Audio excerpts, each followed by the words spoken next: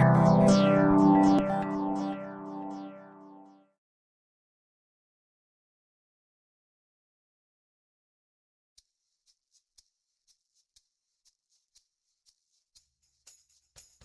I'm Hilary Kemp from the laboratory of Cecilia Moens. And I'm Cecilia Moens. Hilary and I are in the Division of Basic Science at the Fred Hutchinson Cancer Research Center in Seattle. Today we're going to be showing you a technique for making chimeric zebrafish embryos, also known as genetic mosaics. This procedure allows us to assess the cellular basis of gene function during development.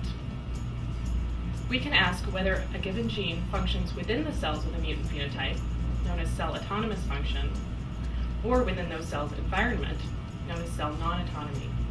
We make these mosaics by transplanting cells between wild-type and mutant embryos at either a blastula or early gastrula stage.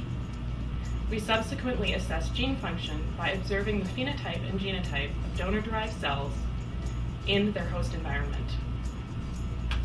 So, let's get started. In this part of the protocol, a lineage dye is injected into the donor embryo so that the fates of donor-derived cells can be followed after transplantation.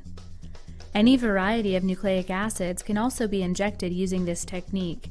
However, omit the dechlorination step when injecting DNA.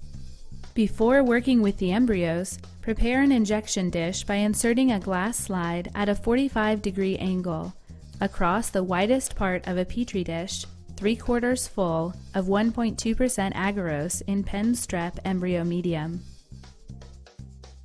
Remove the slide after the agar sets to make a beveled trough. Fill the trough with pen strep embryo medium. Now proceed with the